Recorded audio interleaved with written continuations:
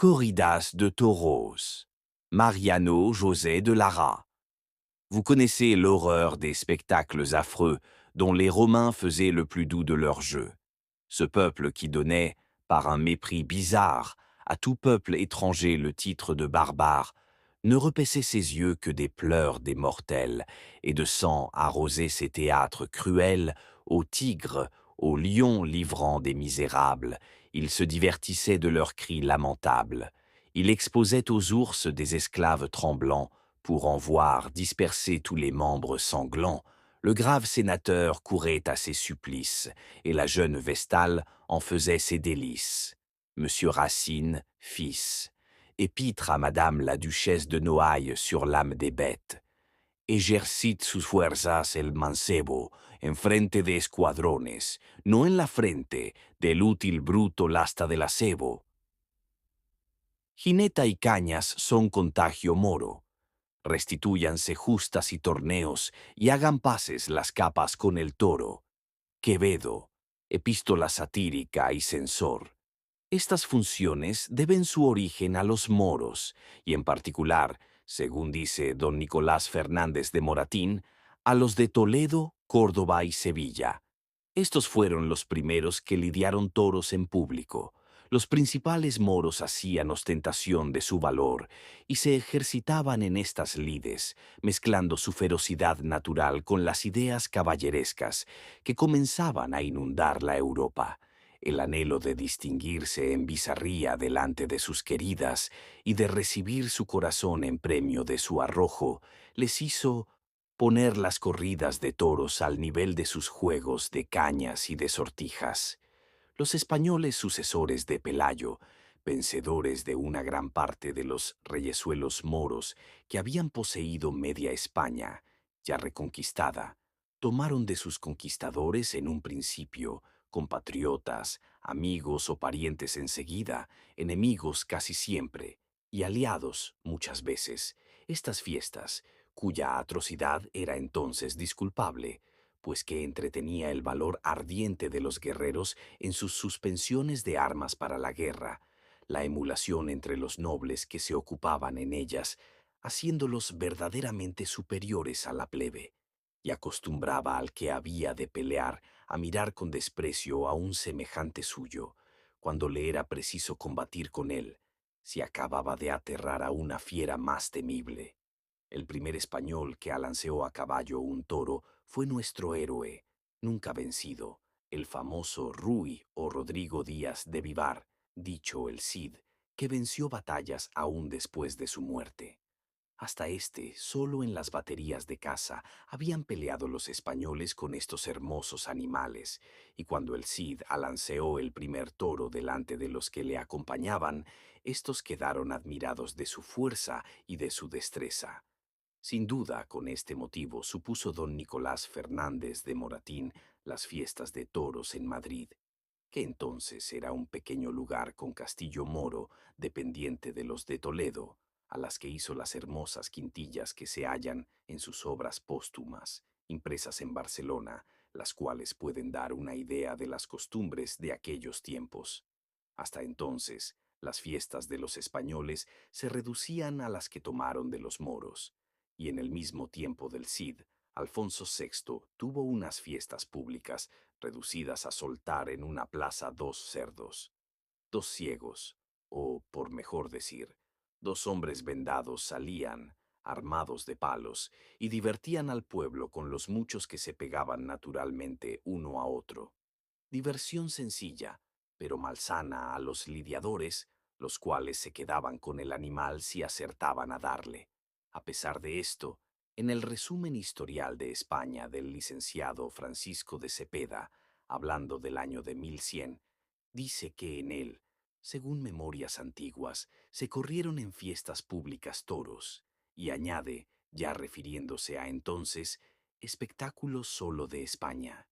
Y por nuestras crónicas se ve que en 1124, en que casó Alfonso VII en Saldaña con doña Berenguela la Chica, hija del conde de Barcelona, entre otras funciones hubo fiestas de toros. Y en la ciudad de León, cuando el rey don Alfonso XXI casó a su hija, doña Urraca, con el rey don García de Navarra, en cuya ocasión también se verificó la de los cerdos. En el siglo XIII y hacia sus mediados, después de hechas las paces con los moros, cuando a éstos no les había quedado más que la bética, fue cuando nuestra nobleza, que parecía quedar ociosa, se entregó a esta clase de diversiones, haciendo de ellas una función nacional, con preferencia a las cañas, sortijas, etcétera, de los moros, y a los torneos y aventuras quijotescas que tomaron de allende los Pirineos. Movidos los nobles de la fama de algunos hábiles y valientes moros, quisieron competir con Musa, con Gasul, con Malique Alavés y otros granadinos que se distinguían en la lid con los toros, a cuyo objeto se proporcionaron los mejores que se hallaron en la Sierra de Ronda. La admiración pública, la novedad y sobre todo el espíritu algún tanto feroz de aquellos tiempos de guerra y de incivilización contribuyeron no poco a poner en boga esta diversión, y después dos causas principales las acabaron de establecer: la galantería, que comenzó a mezclarse en todas las acciones de los hombres, y el no haberse desdeñado los reyes mismos algunas veces de dejar el cetro para empuñar el rejoncillo. La influencia del ejemplo de estos, como ha sucedido siempre, arrastró la opinión general, y no hubo noble que no quisiese imitar al monarca en el disputar los premios que la hermosura adjudicaba por su mano al valor, o tal vez a las fuerzas de flaqueza que sabía sacar el amor propio, aun del corazón de los más tímidos que querían aspirar al de las bellezas de aquellos tiempos. Como los toros era una fiesta privativa de los nobles, le era prohibido a la plebe el entrometerse en ella hasta el toque de desjarrete, el que sonaba después que los caballeros habían alanceado completamente al toro. Entonces la multitud se arrojaba a la plaza, no de otro modo que en nuestras insoportables y brutales novilladas, armada de palos, chuzos y venablos, y corría atropelladamente a matar al toro como podía. Pero éste, que no siempre era del parecer de la plebe, sino que solía dar en llevar la contraria, era causa de que en estas ocasiones ocurrían no pocas desgracias. Y entonces, el infeliz inexperto e imprudente que tenía la desgracia de ver la función desde las astas del animal, no debía esperar auxilio alguno de parte de la nobleza, que tenía por vil y degradante salvar la vida de un plebeyo. Esta nobleza, bien distinta de la que aplaudía a Terencio cuando resonaba el teatro romano con aquel dicho del poeta: Homo sum, nihil humani a me alienum puto, no podía dejar la silla a no ser que perdiese el rejón, la lanza, el guante o el sombrero, en cuyo caso no podía volver a montar sin haber dado antes muerte a la fiera y recobrado la prenda perdida. Cada noble solía llevar en derredor de su caballo 2 o 3 chulos de a pie para distraer al toro en un riesgo, como en el día nuestros capeadores. El desorden que reinaba en este modo de matar al toro fue causa de que en Roma, a donde habían adoptado los toros, pero no la destreza de España, sucediesen muchas desgracias, contándose en particular haber perecido en el año 1332 al furor de los toros 19 caballeros romanos y muchos plebeyos, con no pocos estropeados, lo que fue motivo de que se prohibiesen en Italia este año, en el pontificado de Juan el XXII, al mismo tiempo que conservándose solo en España, caminaban rápidamente a su perfección, hasta el reinado de don Juan el II de Castilla, en que hubo muchas y grandes fiestas de toros en Medina del Campo en el año 1418, con motivo de su casamiento con doña María de Aragón, celebrado en 20 de octubre. Poco después ya se trató de construir algunas plazas al propósito, y se mataban los toros con la media luna o a garrochazos, dando esta comisión a los esclavos moros, y más adelante a los negros y mulatos. Florián hace alusión a las fiestas de toros en su Gonzalo de Córdoba, y supone como un episodio de su romance que la reina católica da una función al ejército acampado delante de Granada. lo que prueba lo generalizadas que estaban ya entonces estas fiestas. Pero la verdad histórica es que esta misma reina trató de exterminarlas, y juzgó imposible el 300 conseguirlo, como lo aseguró a su confesor en una carta que le escribió desde Aragón, y que se halla inserta en el libro que Gonzalo de Oviedo escribió de los oficios de la Casa de Castilla. En Madrid, a pesar de no ser todavía la corte de los reyes, ya se trató de construir una plaza, y se cree que la primera estuvo situada enfrente de la 185 Casa de Medinaceli. Después se trasladó a la plazuela de Antón Martín. Otra hubo en el Soto Luzón, y últimamente la que existe en el día fuera de la Puerta de Alcalá, revocada en Almazarrón, cuya magnífica construcción hace honor a la España y a la arquitectura, y parece querer rivalizar con los circos romanos.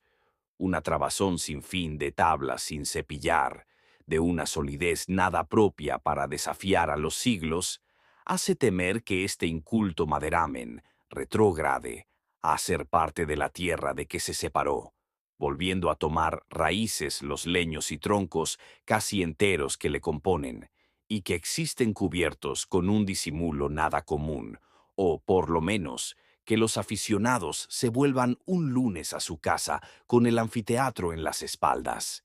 Verdadera imagen de la fragilidad de las cosas humanas. Pero siguiendo la historia de los toros, es sabido que el señor Carlos I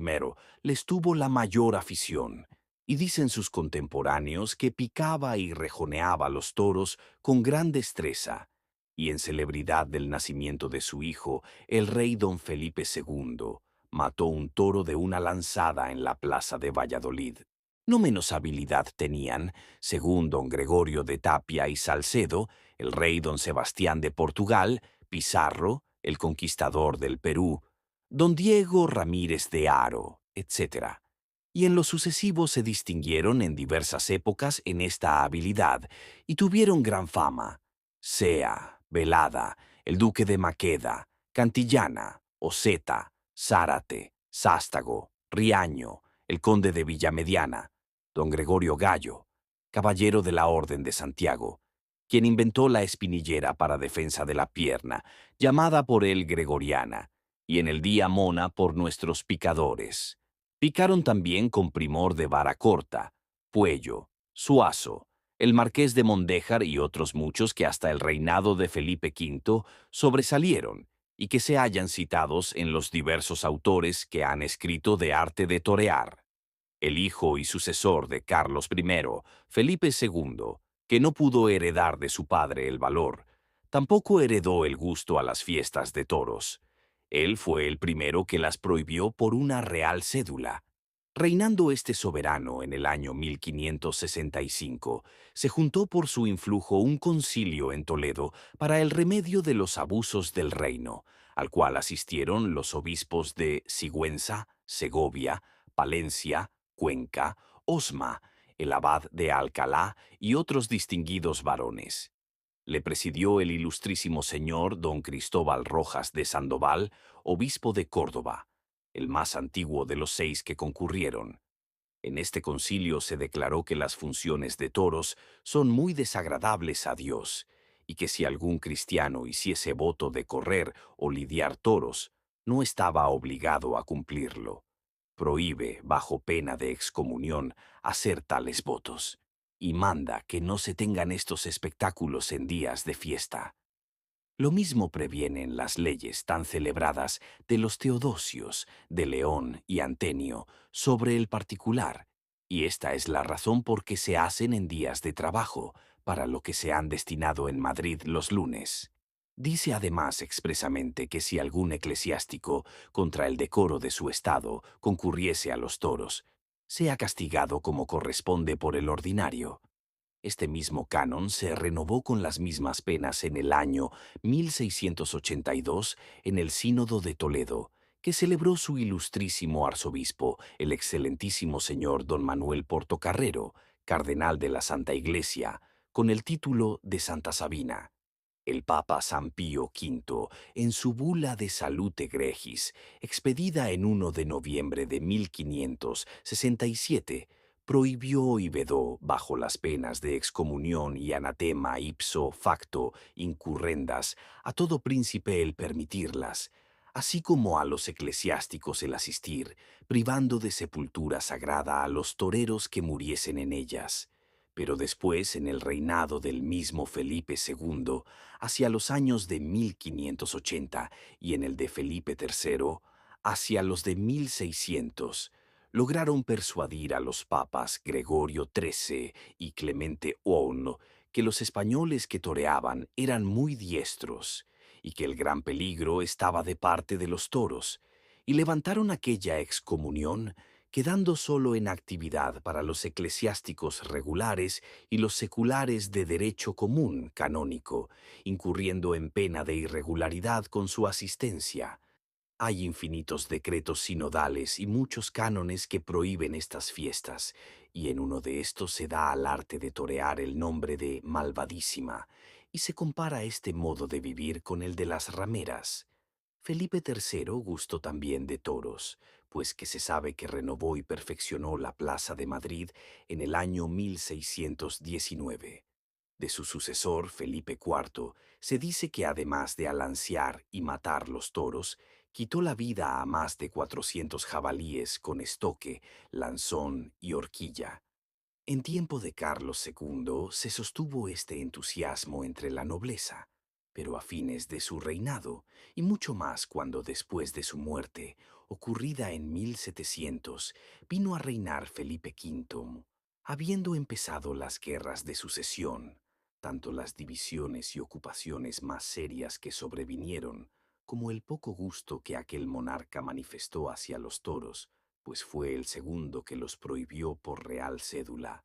distrajeron completamente a la nobleza, cesando su afición por el mismo resorte que la había fomentado, pudiéndose aplicar a esta influencia de los gustos de los reyes sobre sus pueblos en España, casi como en todas partes, aquel dicho de Federico el Grande, «Quand Auguste avait bu, la Pologne était ivre». Los hombres pasan extrañamente de unos extremos de locura a otros. No había mucho que la nobleza, celosa del alto honor de morir en las astas de un animal, no permitía que plebeyo alguno le disputase la menor parte, e inmediatamente se desdeña de lidiar con las fieras, hasta el punto de declarar infame al que va a sucederle en tan arriesgada diversión. Efectivamente, desde entonces, unos cuantos hombres infamados pueden enriquecerse con el precio de su vida, tan vilmente alquilada a la pública diversión, a no tener las costumbres de su calidad.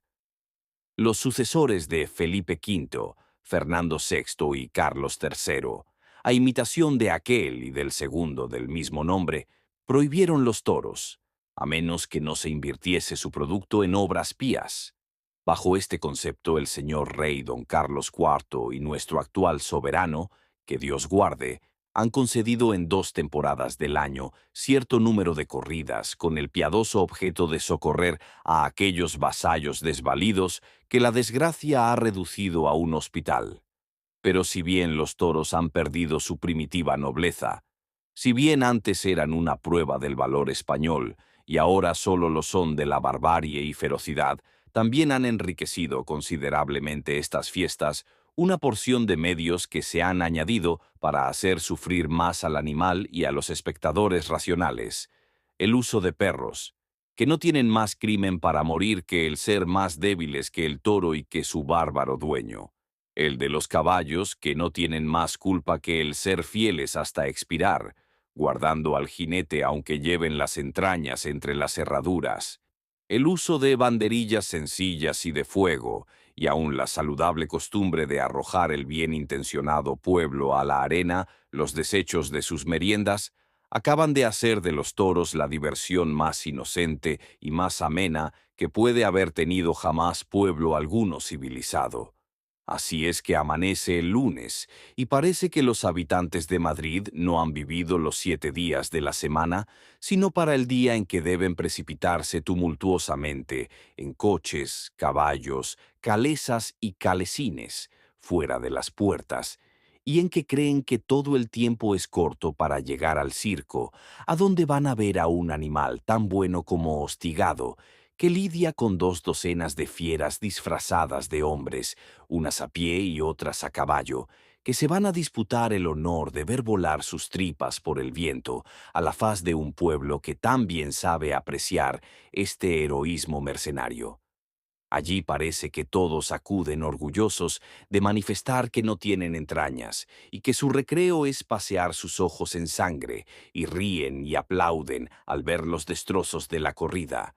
Hasta la sencilla virgen, que se asusta si ve la sangre que hizo brotar ayer la aguja de su dedo delicado, que se desmaya si oye las estrepitosas voces de una pendencia, que empalidece al ver correr a un insignificante ratón, tan tímido como ella, o al mirar una inocente araña, que en su tela laboriosa de nada se acuerda menos que de hacerla daño. La tierna casada, que en todo ve sensibilidad, se esmeran en buscar los medios de asistir al circo, donde no solo no se alteran, ni de oír aquel lenguaje tan ofensivo, que debieran ignorar eternamente, y que escuchan con tan poco rubor como los hombres que le emplean, ni se desmayan al ver vaciarse las tripas de un cuadrúpedo noble que se las pisa y desgarra, sino que salen disgustadas si 10 o 12 caballos no han hecho patente a sus ojos la maravillosa estructura interior del animal, y si algún temerario no ha vengado con su sangre, derramada por la arena, la razón y la humanidad ofendidas. El artesano irremisiblemente asiste y se divierte, tal vez a buena cuenta de lo que piensa trabajar en la semana, pues el resto de la anterior pagó su tributo acostumbrado la noche del domingo en el despacho de vino de que es parroquiano, y donde acabó de perder la poca cabeza que le quedó por la tarde de la cuajada y baile con que celebró el paso por el avapiés de su pacientísimo criador, según costumbre religiosa. Estos parcos españoles se contentan con ser dichosos el domingo y el lunes, y reservan para los demás días, en que ya no hay harina en casa, el trabajar la obra y las bien cuidadas costillas de su mujer, como si quisiera indemnizarse en su pellejo del dinero mal gastado. Bien que hay alguna que no sabría vivir sin este desahogo, porque cree que estas son las pruebas de cariño más marcadas que puede dar un marido español y cariñoso. Todo es a lo que el cuerpo se acostumbra. Una clase de entes no va a estas funciones. Esa bandada de sentimentales que han pasado el Bidasoa, que en sus aguas, como pudieran en las del Leteo, se despojaron de todo lo español que llevaban, y volvieron a los 2 meses, haciendo ascos de su antiguo puchero, buscando la calle en que vivieron y no sabiendo cómo llamar a su padre. Estos están fuera de combate y tienen sobrada dicha con que no les obliguen a gastar paño de tarrasa en sus vestidos, con que los dejen desafiarse todos los días a primera sangre, tropezar, pisar, enderezar el lente, pegar con el látigo, insultar y hacer reír a todo el mundo en el Prado, en el teatro, en las concurrencias, disputar mucho sobre las óperas sin entender una nota de música y hablar una jerigonza de francés, italiano, inglés y español, etc. Para estos son insípidos los toros y repiten con énfasis: función bárbara. En estas fiestas, donde se ejercita la ternura, ¿qué fruto no puede sacar el filólogo? Qué extrañeza de voces que no están escritas en ninguna parte y que forman un nuevo idioma, no conocido sino del que frecuenta las maravillas, las vistillas, el avapiés y el barquillo. Un idioma cuya riqueza y caudal no se extiende más allá de una docena de palabras expresivas y enérgicas, y que, bien fraseadas, hacen depender su inteligencia de sola su diversa modulación. Oh pueblo lacónico y de una penetración singular. Una sola palabra te significa admiración, enojo, rabia, celos, engaño, placer, novedad, venganza, etc. Ella es el requiebro que dices a tus amadas y el insulto que profieres contra tus enemigos, etc. Y entre tanto existe en el globo una nación en que emplea el hombre toda su vida en acumular voces para hacerse entender de sus semejantes, y tal vez muere anciano sin conseguir saber su lengua. Venga a los toros el chino, y aprenderá a decir mucho en pocas palabras de la perspicacia de los españoles. Venga todo el mundo a unas fiestas en que, como dice Jovellanos, el crudo majo hace alarde de la insolencia, donde el sucio chispero profiere palabras más indecentes que él mismo, donde la desgarrada manola hace gala de la impudencia, donde la continua gritería aturde la cabeza más bien organizada, donde la apretura, los empujones, el calor, el polvo y el asiento incomodan hasta sofocar, y donde se esparcen por el infestado viento los suaves aromas del tabaco, el vino y los orines. Concluiré este artículo con las dos composiciones poéticas siguientes, que por hacer relación a los toros no disgustarán a los apasionados. A Pedro Romero, torero insigne, el toreador nuevo, cuento de don Pedro Calderón de la Barca. Un toricantano un día entró a dar una lanzada, de un su amigo apadrinado. Airoso terció la capa, galán requirió el sombrero, cinco y osado tomó la lanza 20 pasos del toril. Salió un toro y cara a cara hacia el caballo se vino, aunque pareció anca a anca. 10 porque el caballo y el toro, murmurando a las espaldas, se echaron dos melecinas con el cuerpo y con el asta. Cayó el caballero encima 15 del toro, sacó la espada el tal padrino, y por dar al toro una cuchillada, al ahijado se la dio. Y siendo de buena marca, 20 levantóse el caballero preguntando en voces altas, ¿saben ustedes a quién este hidalgo apadrinaba? ¿A mí o al toro? Y ninguno 25 le supo decir palabra. Analizar versos, el duende satírico del día, 31 de mayo de 1828.